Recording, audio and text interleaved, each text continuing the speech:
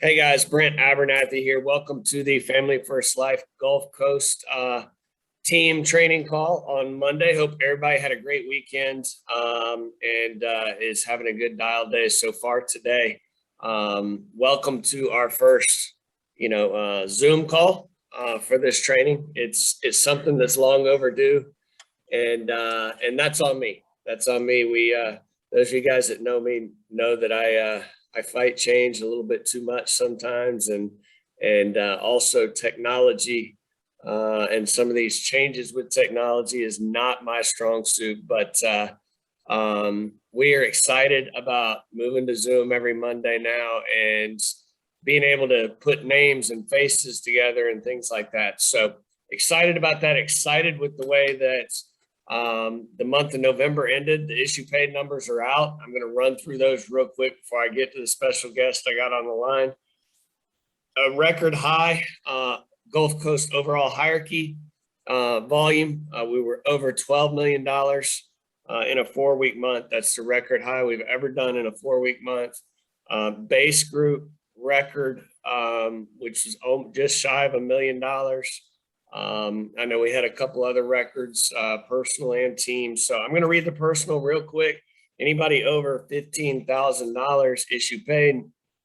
Miguel M, 16,331. Mackenzie J, 16,656. Anthony W, good job, Anthony, 17,130. Justin H, 18,214. I know Justin's coming on strong. Coming on quickly too. Catherine T, 19,663. Mason L, 20,812. Great job, Mason. Greg P, 20,918. Austin T, 21,332. Donnie L, 23,094. Good job, Donnie. Luke M, 24,046. Alex D, 26,247. Evan M, 26,327. Our special guest that we got today, Peyton B, 27,376. Ty S, 27,424. Mike R, 28,351. Evelyn J, 30,478. Kiefer Z, 50,645. Gabe A, 67,185. And Austin B, who is Peyton's brother, 67,680. Peyton is crazy because I was joking back and forth with Gabe and your brother Austin, and I told Gabe, I'm like, man, who'd have thought that you could issue pay $67,200? Exactly, and still come in second. So. But it's awesome to see. Congratulations to you men and women that went out and had great months and obviously helped a lot of people and made money for your family as well. On the team side of things, like I said, we had a overall hierarchy record month, base group record month. Want to give a couple of quick shout outs on the team side of things. FFL Compassion and Evan Melcher, another record month as well, with $654,000 issue paid and some change. And then I also want to give a special shout out to Alex Dykes, first month for his agency ever to be over 100,000. I think they issued just over $122,000. I know, Peyton, you're part of that. And Alex is excited. I know he's now a senior sales manager. He also now gets his own branded logo from corporate. I'm not going to announce the name yet because I have not gotten word that it has been approved yet, but I know we'll get all that stuff out shortly. So congratulations to you, Alex, you and your team. So anyway, with all that being said, Peyton, real quick, I've got you on for a specific reason today, but just give everybody real quick. I know you've only been with us for about 3 months, really been working for about 5 or 6. Give everybody just a quick background of who you are, where you came from, how you came into this business. Okay. Well, first off, thanks for having me on. Honestly, I never saw myself doing life insurance at all. I graduated high school, didn't really know what I wanted to do for work. Ended up joining the Army Reserves for a couple years, got out of that, and then really didn't know what I wanted to do either. I went to UW Oshkosh for college for about 3-4 semesters. College wasn't for me, so I got out of college, and then I started working in the union construction, doing carpentry and things like that, drywall and labor and everything like that. And then, that got a little old pretty fast, and that was right around when like COVID was hitting. And then I got into real estate. I got my real estate license and everything in Wisconsin. Did that for about 6-8 months. And while I was still doing that, Evan actually reached out to my brother, or my brother reached out to Evan. And we just went down to Fond du Lac to kind of talk with him for a little bit.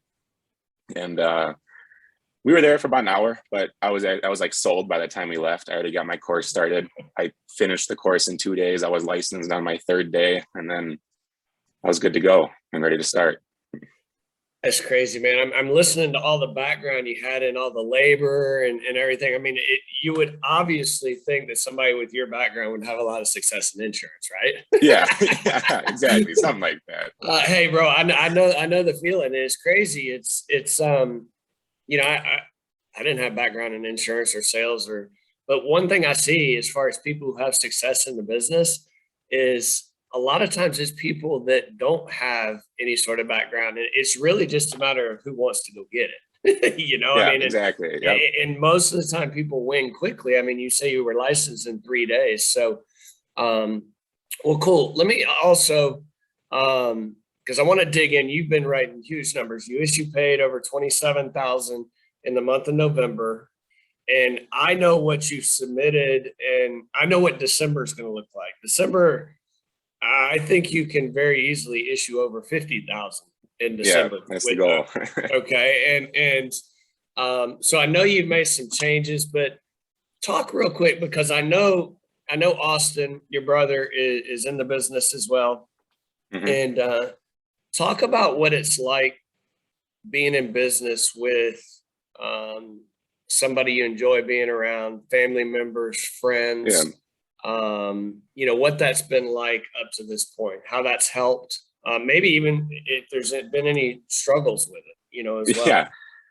So, I mean, I think me and him both really like it, working with each other, alongside each other. I think everyone kind of needs like a running buddy, a field buddy. We say, like, when you're out in the field, in between appointments, you can call them, kind of let them know how your day is going. If you had a really crappy appointment, you had a no sale, there was just a mean person, something like that happened, it's kind of good to be able to decompress, talk to someone about it, like on the way to your next appointment. So that's something that we kind of do.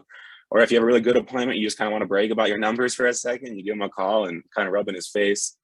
I think like the last couple of years, me and him kind of always thought we'd end up doing something together. We didn't really know what it was. Originally, we were kind of both going to travel down the real estate side of things.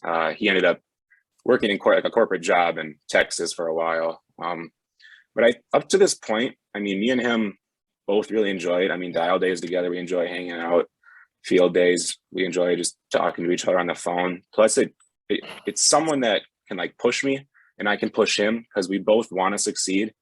And if you can tell one person's kind of getting down or not succeeding as well, or they got something going on, you can always reach out to them and push them and just say, "Hey, man, I'm gonna do $27,000 this month. You only had 20. What's going on?" Like something like that. It's competitive. I mean, exactly. Competition, man. It's you have to have, and that brings some fun into the game too. You have to have fun with it, and weird things like that, little things like that, it gets people to another level that they didn't really. I know it happens all the time. I see it, and exactly. That's a huge part of it, man. So I know that's fun, but talk to me about, I mean, again, your numbers here lately have gone through the roof, and I know a lot of it just has to do with the fact that you're working consistently, which you weren't necessarily. You were kind of just around and there, exactly, right? The first maybe month and a half, 2 months. So talk about what's changed, what you've learned, what's changed, kind of how you've gotten to where you are now. Absolutely. So when I first started, I attribute 90% of it to consistency. Obviously, there's some other things in there that have changed, but most of it's just consistency. When I first started, I personally wasn't really ready to or I guess willing to sacrifice other things, going out with friends, hanging out with friends, sitting at home, sleeping in, that kind of thing. And then I kind of got to a point where, I was going broke, like absolutely broke. And I was doing it to myself. I was the only reason it was happening. I wasn't willing to work or anything like that. So I just I flipped a switch in my head and figured, you know what, I'm going to buy a crap ton of leads. I'm going to go travel somewhere, stay in a hotel and sell insurance for 2 days, 3 days, and just kind of put my nose to the grindstone and make something happen. And I think I ended up spending like $1,200 or $1,400 on leads. And I submitted like just shy of 14,000 in 2 days. That first 2 days I went out and really tried to work as hard as I could. And then that was about 5 weeks ago. And since then, I just really have not let my foot off the gas at all. I've just been nonstop work and I love it. Actually, I love being busy. I really enjoy this company, this business, like what we do. I love meeting with people all day. Yeah, you meet some awesome families that are sweet. They got dogs, and they're fun to talk to and hang out with. There's some bad families out there that just aren't the nicest people ever. But you just got to take the emotion out of it. It ain't your fault if they don't. Well, it might be my fault if they don't like me, but hopefully it's not. Hopefully it's just their, predisposition of what a life insurance guy is. Right. And then, well, real quick, I want to hit on something that I love. When you were first starting to explain that, you were saying that it was stuff that I wasn't doing. I needed to make some changes. I was going broke, and it was all because of me, right? Yeah. And I think for anybody out there, it's like your life. If you make changes, your life will change. If Exactly. you decide to become better, your life will become better. It's that simple, right? Yeah. And yes, there's ins and outs, and we're going to dig into what you're doing inside the home and all that sort of stuff, right? But acknowledging the fact that, hey, it's me.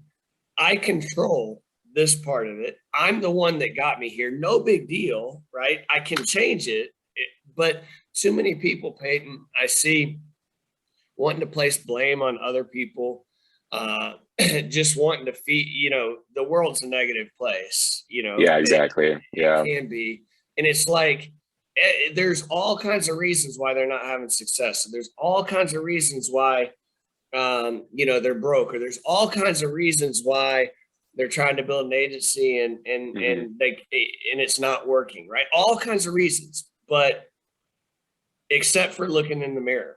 Right. And exactly. I don't blame everything. Nothing's going to change for those people until they look in the mirror and figure out what they got to change. Right? Yeah, exactly. Yep. So I didn't mean to cut you off, but that's such a huge, I just love it, man.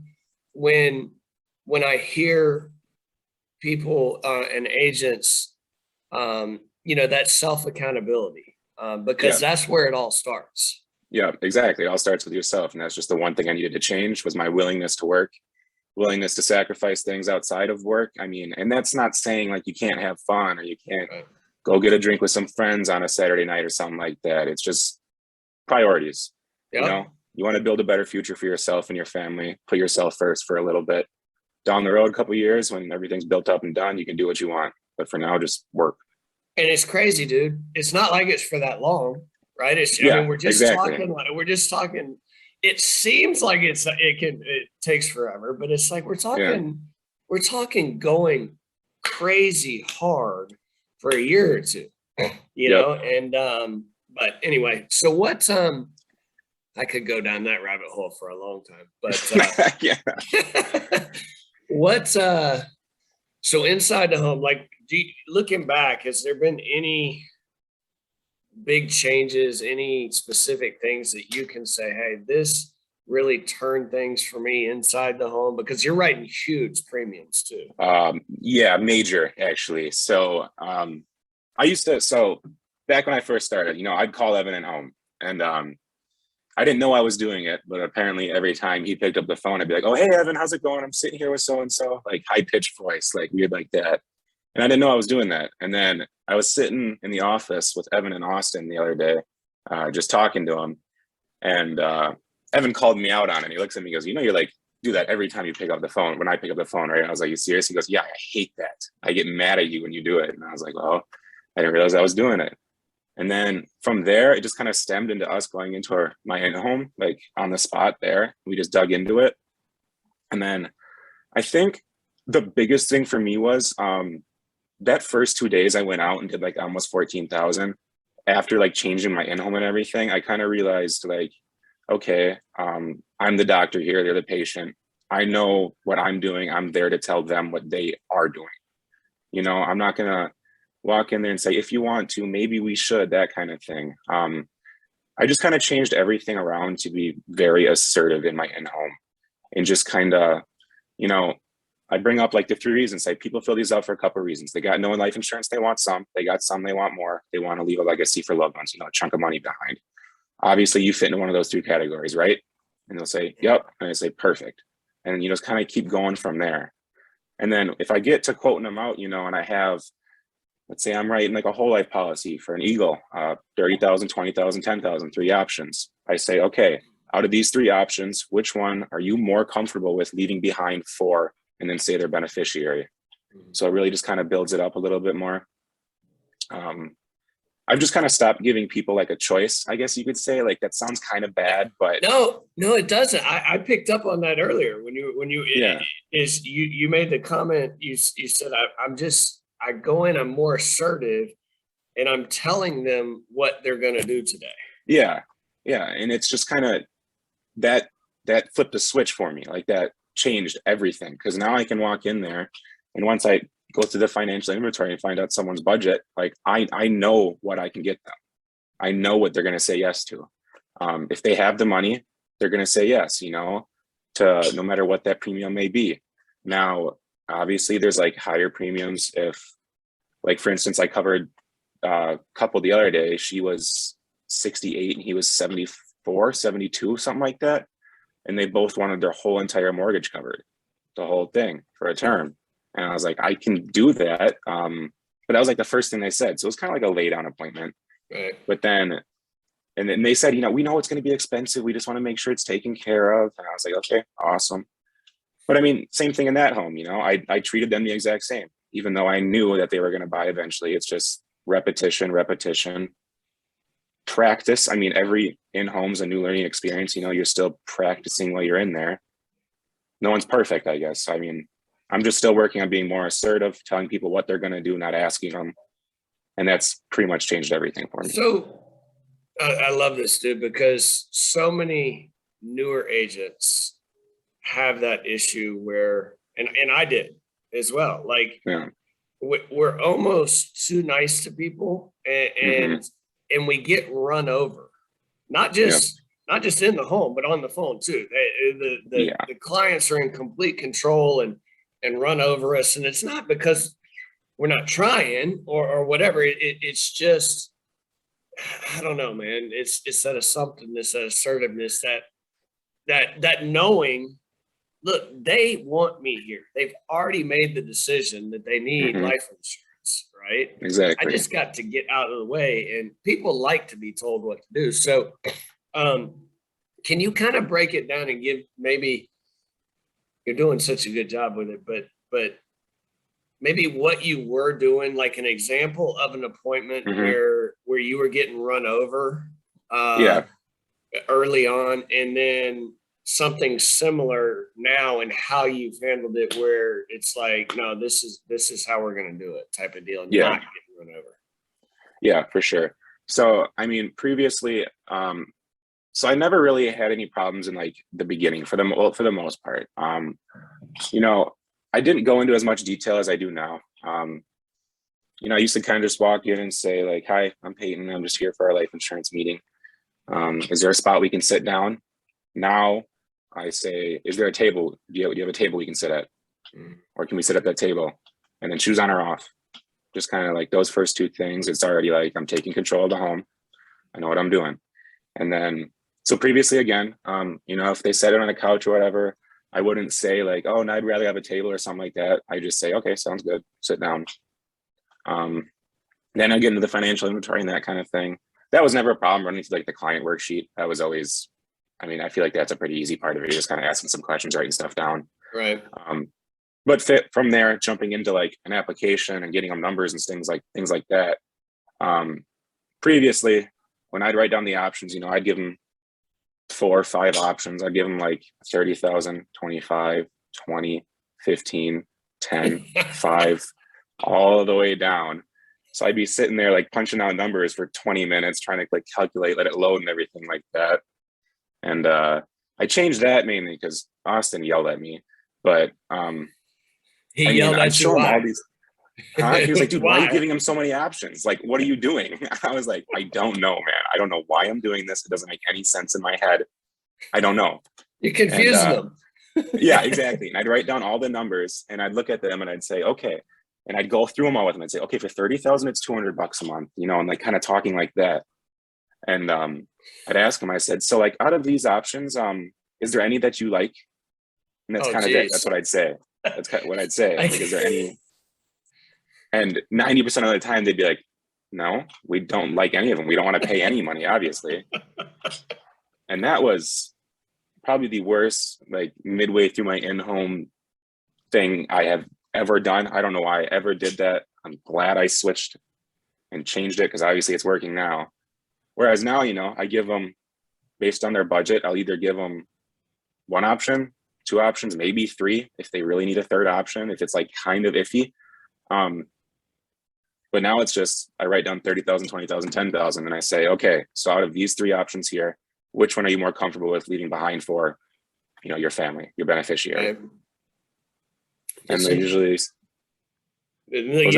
and they'll pick one. But it's interesting because like little things, I always tell people that every single thing you do inside the home should be intentional and it should have a purpose, right?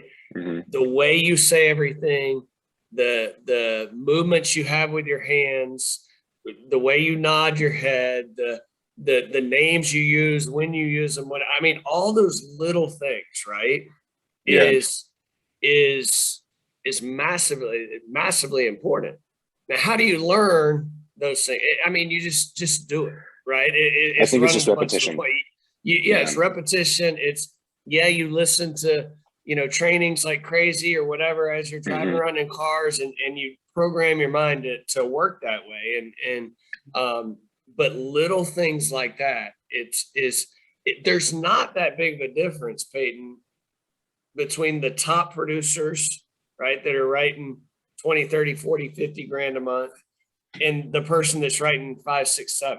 Yeah, it's just the wording, the way they carry themselves, and that's about it. There ain't nothing crazy. It's willingness to work, how hard you work, what your work looks like, and about it. Exactly, man. Well, real quick, as we wrap it up, I don't know, but are you hiring anybody yet? Recruiting anybody? You working on building the agency? Yeah. Yep. Kinda. Yes, not kinda. Yeah.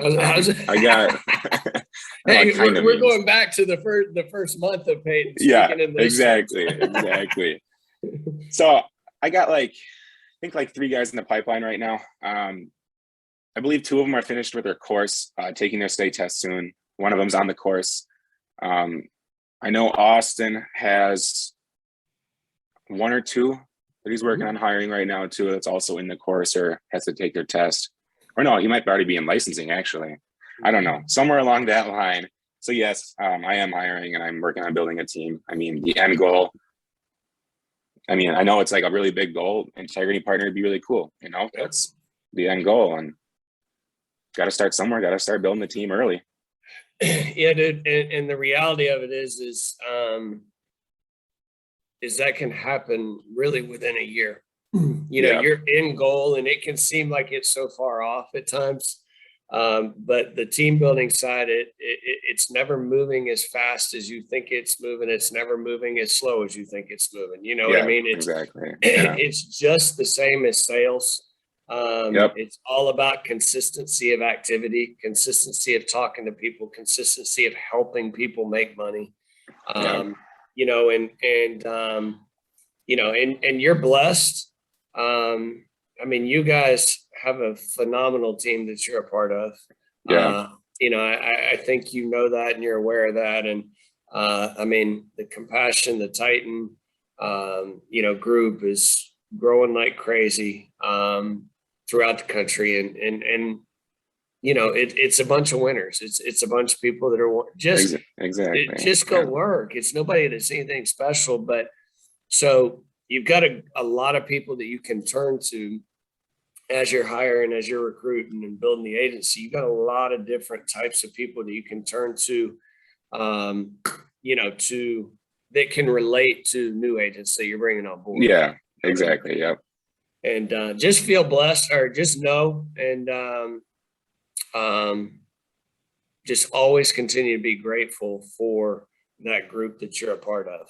You know. Oh yeah, I am every single day going into that office. Those people, the people are amazing that we work with, and it's awesome environment. We all love it. We all do. Just a bunch of younger guys, younger girls wanting to work hard. That's just a great environment to be part of. It is, man. It is. So, well, listen, man, you guys continue rocking and rolling. I know we're going to get you and your brother a logo sometime soon. I know Alex just got one. And just a little tip on that note, you know, focus on something, a goal, focus on something other than your own personal goals, right? Yeah. A lot of times your own personal goals will be a byproduct of that. So, you know, maybe focus on helping, you know, hey, Alex, I'm going to do everything I can to get you to vice president this month. Yep. Or I'm going to do everything I can to make sure your group issue pays $250,000 this month, whatever it is. And then what'll happen, you'll look up, you'll be like, holy cow, you know, my group's a huge part of that. Yeah, what happened? Do what? Exactly. How'd it happen? Exactly. Yeah, exactly. Yeah. Well, listen, dude, you got anything else real quick that you want to share with the men and women? I don't think so. I think just, you know, work hard, willing to sacrifice some things for now. It's temporary, you know, work hard for a little bit. The rewards will come. And I mean, that's really it. Just work hard. That's it. Well, get after it now. Hey, these next 2 weeks, get after it. You know what I mean? Because things, you know, we got normal work weeks, normal schedules before the holidays. And, you know, it's important to finish out the year strong, because that gives you something going into 2022 it's like you can make the decision now that 2022 is going to change your life forever. Yep. That is a very real possibility in the business that we're in, you know, but it does start now. It does start with the habits you're creating. It does start with the new people you're bringing on board. It does start with the sales that you're making now. Like, everything you're doing now is what's going to cause 2022 to be that springboard for the rest of your future, the rest of your life. Exactly. Yeah. You know, so, well, listen, dude, I appreciate you. I know you and I haven't gotten a chance to talk much, but I want you to know that I see it all the time. I'm texting all the time, talking to Evan all the time, and I'm like, man, what is going on with Peyton? I'm excited for you, though, man. And yeah, thank you. I appreciate it. It's only the beginning, but the willingness to make changes will allow your life to change, you know. So I appreciate what you're doing. Okay, bud? Yeah, thank you. I appreciate it. Absolutely. I enjoy being in business with you. I'll talk to you soon. Okay. Don't hesitate to reach out. Okay. Yeah, sounds good. I appreciate it. I will be reaching out. All right, my man. Have a good rest of the day. Okay. You as well. Thank you. All right, bud.